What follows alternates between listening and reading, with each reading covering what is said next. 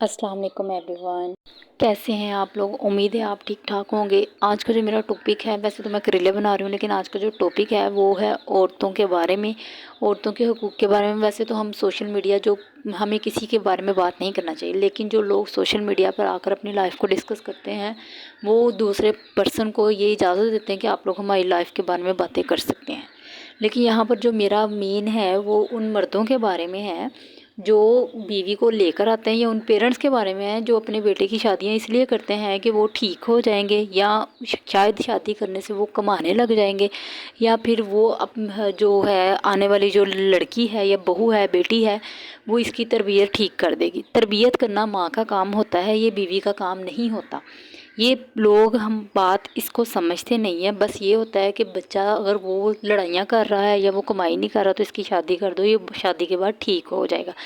जिन मर्दों के अंदर गैरत नहीं है उन्होंने ठीक नहीं होना, वो कभी भी नहीं ठीक हो सकते। जैसे समीर रशीद है, ये ठीक नहीं हो सकता। ये इसने शहरयार से शादी की और बाद में अब उसको उसके पास्ट के ताने देना, या फिर उसको ये कहना कि तुम तो एक टिकटॉकर हो, तो टिकटॉकर तो शादी के काबिल नहीं होती। टिकटॉकर वो पहले से थी, आपने उससे शादी की, अगर आपने उसको इज़्ज़त दी थी तो उसको इज़्ज़त से रखते। शहरयार इस मामले में उसने अपनी शादी की लाइफ को डिस्कस नहीं किया। 7 से 8 माह हो गए उनकी डिवोर्स को, उसने इस बात को डिस्कस नहीं किया। अगर वो मजबूरी में आकर अब कर रही है, वो भी इसलिए क्योंकि ये सारा जो काम डिस्कस किया है वो समीर रशीद ने शुरू किया है। शायद उनको कोई व्यूज़ लेने थे या इसलिए। तो क्योंकि वो समीर रशीद सिर्फ अगर हमने व्लॉग्स देखे हैं तो वो शादी के बाद व्लॉग ही बना रहे थे, इसके अलावा वो कुछ नहीं कर रहे थे।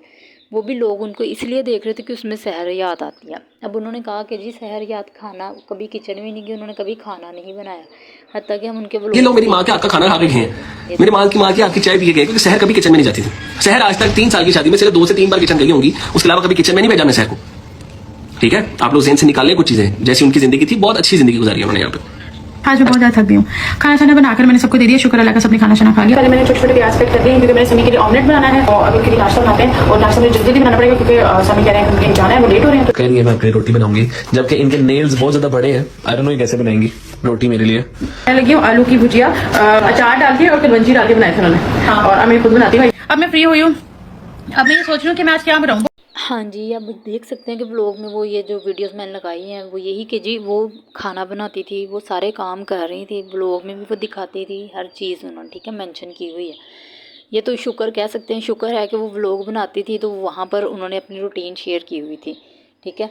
तो वरना ये लोग तो पता नहीं क्या से क्या कुछ। और जो मर्द औरतों पे हाथ उठाते हैं वो इसको समझते हैं कि हम पता नहीं बहुत गैरतमंद है। असल में जो मर्द औरत पे हाथ उठाता है उसकी तरबियत में कमी है, और तरबियत कोई बीवी नहीं कर सकती। तरबियत करने का राइट माँ को होता है, वो माँ नहीं करनी होती। लेकिन हम लोग कह देते हैं कि जी उसकी शादी कर दे वो ठीक हो जाएगा, तो नहीं, जिन्होंने ठीक नहीं ये बात करते हैं गाड़ी की, मैं खुदा की कसम कलमा पढ़ के एक बात करता हूँ, अपनी बेटी के ऊपर से सदका देके ना आग लगा दो इस गाड़ी को। गाड़ी में जो ये कह रहे हैं कि गाड़ी जो है उसमें थोड़े से पैसे मेरे हैं, गाड़ी में इनके जो पैसे हैं वो किस तरह से 60 से 70 लाख रुपए गाड़ी में मेरा है, 10 लाख इनका है। झूठ नहीं बोल रहे, सही बोल रहे हैं। क्यों है इनका, किस तरह इनका 10 लाख? क्योंकि इन्होंने मेरी किसी एक दोस्त की शादी करवाई थी जिसमें 18 लाख उसका बनता था, और इन्होंने उससे 32 लाख रुपए लिया था। जो ऊपर फ्रॉड के पैसे इन्होंने लिए थे उससे इन्होंने एक अदद गाड़ी ली थी 10,50,000। वो गाड़ी बहुत खटारा थी, इन्होंने बेच के वो मुझे कहा कि जबरदस्ती दूसरी गाड़ी ले लेते हैं, दूसरी गाड़ी ले लेते हैं। मुझे कोई शौक नहीं था। हमारी बहस भी थी इस बात पे कि अभी तो मैंने करोला लिया, मैं क्यों दूसरी गाड़ी लूं, मैं क्यों दूसरी गाड़ी। उन्होंने कहा बड़ी गाड़ी लेते हैं, सबने बड़ी रखी हुई है, शर्म आती है मैं छोटी गाड़ी।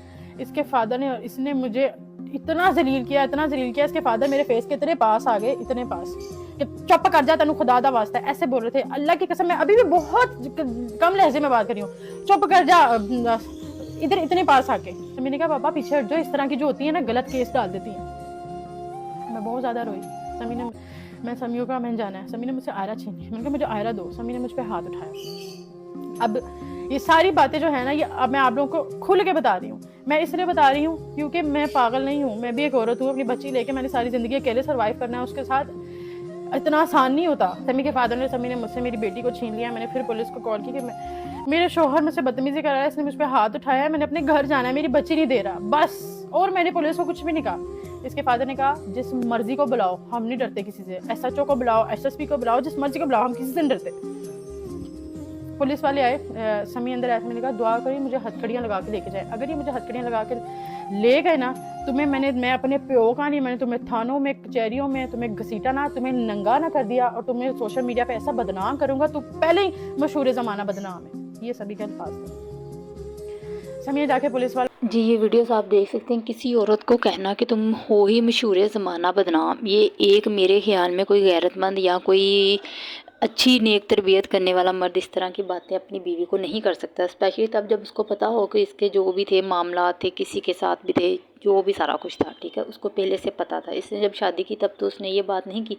अगर तुमने उसको इज्जत दी थी तो उसको इज्जत से रखते। उसको मारना, उसको गालियाँ देना, उसको उसके पास्ट के ताने देना, या उसको ये कहना कि जी तुम तो हो ही गलत, ठीक है, और अपनी औलाद के भी खर्चे नहीं उठाना, वो भी उसकी वाइफ ही कर रही है।